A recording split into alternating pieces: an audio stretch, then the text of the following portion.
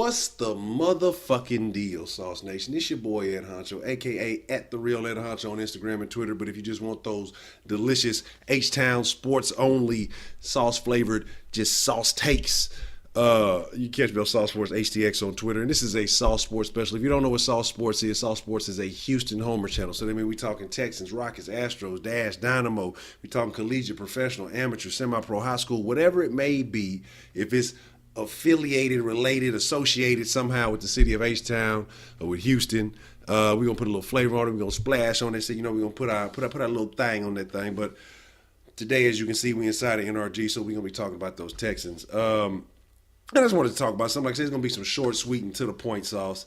And first, I kind of want to rescind on how I was feeling yesterday about automatically jumping the gun, and that's what happens, with the D'Onta Foreman situation. I'm not sure if everything happened after, but like I said, the lawyer said the weed wasn't his. The gun was legal, and so obviously he was supposed to take a UA once he got out. But it got me thinking about guys that we've had on the roster. The Texans, they're always about good character guys, quality character guys. We're not used to, as Texans fans, seeing our players getting into a lot of trouble.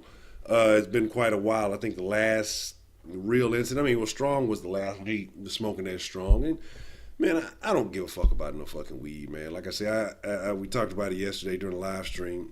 And I think motherfuckers should be allowed to smoke. You all already know how I feel about it. It's not a fucking performance-enhancing drug. Hey, whatever. I'm talking about just everybody, not just one NFL players. But you got to just say no if you play pro, because they're going to come down on your ass for that shit, so you don't get to partake. But I'm sure those millions of dollars definitely supplement the feeling. But, so, like I said, I want to just kind of talk about guys like Strong and Foreman and, how with those guys being NFL players, we're usually in that crowd to rush to judgment, to rush to negativity. Other reasons that we rush to negativity, because you see these guys, a lot of these guys, come out of they come out the hood, man. They come out of urban environments, things like that. And when you're young and you doing your thing, you be a teenager, you might be used to packing pistols or something. It may be what that is. I'm not saying that Foreman is this guy. I'm not saying Strong is that type of guy. I'm not saying that any of them are, but I'm saying that there are these kind of guys. Some of these dudes end up getting scholarships, and it's hard to break certain habits. And I'm just telling you because I've seen it firsthand. You know what I'm saying? And leave it at that.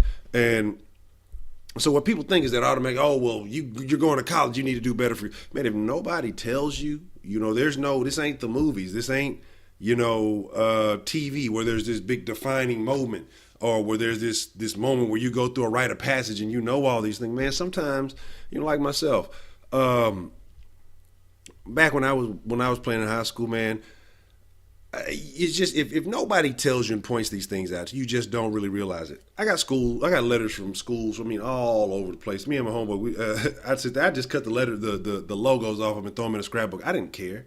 I didn't like I said, I didn't realize. I didn't think I was going to go to college and play ball. And I'm getting letters from schools everywhere, anywhere you could imagine. And I'm not thinking nothing of it. I'm just thinking, it's just something they do. I'm thinking it's happening to everybody. So. Nobody comes and says, hey, you're really, you can do this or you can do that. So if nobody tells you, hey, man, you've progressed, you've made it, or not necessarily that you've made it, but you're on another level now. You need to do things. You need to operate a little bit differently. That's just going from high school to college. So if nobody told them going from high school to college, hey, you need to cut out some of these habits. Hey, you need to change some of the things that you're doing when you get to college, because that may affect you negatively. So you're still doing some of these same things in college, and you're only in college depending on who you are or what you are for a year or two, couple of years, maybe 3. The NFL is a little bit different as opposed to the NBA. You're in college for a couple of years, and that's flying by. You're having fun. You're doing whatever, especially if you're talented. You're not thinking of these things. Then, you go on to the NFL and you make millions of dollars, or you make a significant chunk of change. Well, now you kind of worried about, hey, I got a lot of money. Motherfucker might try to rob me. You've seen it happen. If you've come from that type of thing, you know that these type of things happen. So to be conscious, you protect yourself.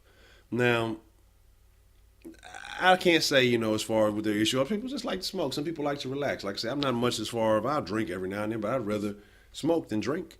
Some people are just like that. Some people just have their preferences. So like I said, I'm not judging anybody on the weed. And even though they said it wasn't Foreman's weed, and like I said, we're talking about guys who've had incidents that we still have support for. Like I said, I'm still rooting for Strong. I'm rooting for Strong to have a breakout year because I know that he has the talent. I know that he has the ability and the potential to do so. I just like to see it all come together. He hasn't had the quarterback play that he needs to develop. Along with some of these other guys, so I'm not going to hold that completely against him, and I'm not going to hold the weed against him. But he need to let me hold some of that weed, and then we can, I definitely won't hold none of that against him. But I'm just fucking with you. But on some real shit, like, it was more people upset about the fact that he had some weed on him, or that they perceived that he had weed on him, than people who were upset about the fact that he could have possibly had an unlawful gun. That's ass backwards, if you ask me. I mean, all the way. But I understand, it's Texas, and everybody pop pills, everybody got a gun, and Second Amendment, all that good shit, whatever. I don't care. But the fact that people are still so brainwashed, then they're mad about the weed. That weed is going to do. Weed doesn't do anything to you. It might make you a little bit temporarily disoriented in your memory. You may forget something for a second or two. But outside of that, it doesn't do anything that 2 or 3 beers wouldn't do it. It's better for you. You know what I'm saying? It's not going to have that impact on you. But we're not going to go into a great debate of alcohol versus weed and all these other things. But it's just that people are biased and people are ignorant. And, I'm not going to hold these actions against these young men. They both had their own little incidents. Strong was last year, and we're still hoping to see, what he can bring to the team. Like I said, I'm really rooting for him because I want to see him make it. I've read about, his backstory and just kind of followed him for a little while. I want to see him make it, because of just similar things that I can relate to with him. I want to see Strong make it because I know that he can be the man. I know that he can be a guy. A lot of people are down and talking down. A lot of people are high on Foreman, except now that you got a lot of people who the first thing they're going to say, oh, he's a thug and he's a gangbanger. You already know what's going to happen. You got the long hair, you got the tattoos, you got guns, things like that. That's going to be the automatic assumption. You protecting yourself just like the next man who may have the buzz cut and the maybe in the military, whatever it may be, or he may have done whatever. Just because you look a certain way, your actions are no different from that. He's not out there shooting nobody up. He's not doing, he's carrying a gun to protect himself just like anybody else. But the double standards that we have in society, people look at it real different. And like I said, I'm not going to go into all of that because you've seen it for yourself. If you've done any looking, or if y'all are paying attention to certain things. And, certain people are just going to be biased. And I'm not saying it on a racial aspect. I'm not saying it on a like that. It's almost more of a age thing, a class thing, if you will.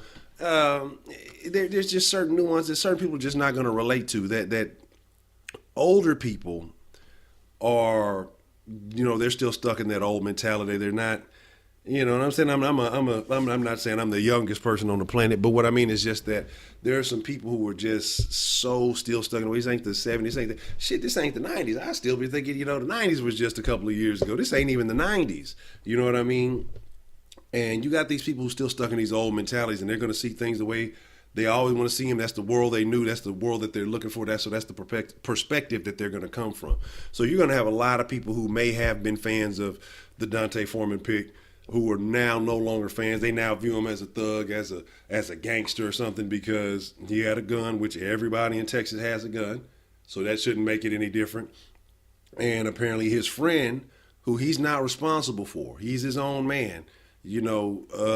We all got buddies, we all got friends, and if you go pick your buddy up or y'all go ride somewhere, you don't do a full interrogation, you don't do a full inventory of what your friends have on you when you go in here or there. You may make a statement, so man, you ain't got to do. But if they do or don't tell you, that's on them. You're not responsible for that. So it's unfortunate, like I said, that Foreman had to go to jail for that, and now he has this image and this stigma on him that people are trying to label without really even looking into the story. So like I say, mainly, I'm just making this to say that I'm still rooting for him because I still think that he's a good guy. Even though I initially was not high on the pick itself when he, at that point in time, I'm rooting for the dude. I hope to see him make it. Like I say, I kind of initially jumped in on the bandwagon with some of that shit at first. But as the story came out, like I said, I just wanted to clarify. And, that it's okay to still root for these guys. Like I said, it's a lot of people that jumped off the ship. It's a lot of people that have wrote these guys off, but not me.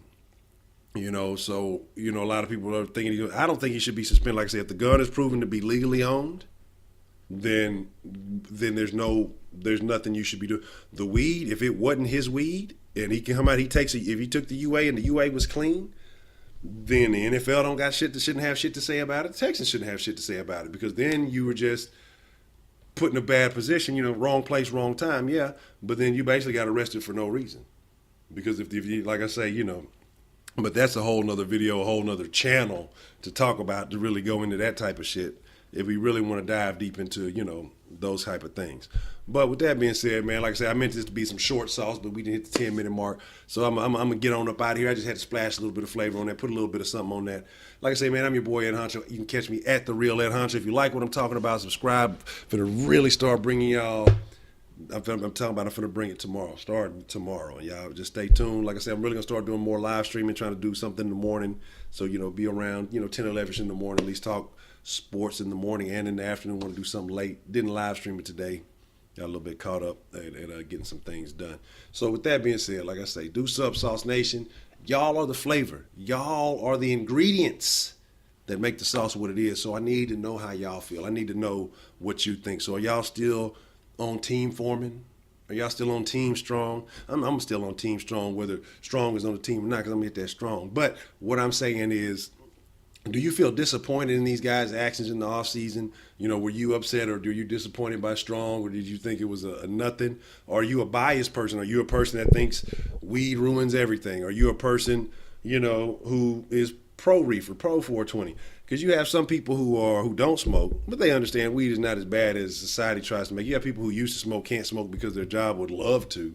And then you have people who just believe anything they're told, and they'll sit there and they'll tell you weed is the worst thing ever, and then they'll, down a whole 12-pack by themselves and go drive off somewhere and run into a pole and about 3 or 4 DWIs, but they'll tell you potheads are the stupidest people on the planet. But anyway, with that being said, one more time, SauceNation, y'all be cool like y'all be cool. Deuce up. Sauce Sports HTX on Twitter, at The Real Ed Honcho on Twitter and Instagram, HonchoSaucy on the Xbox. Get at me. I'm out.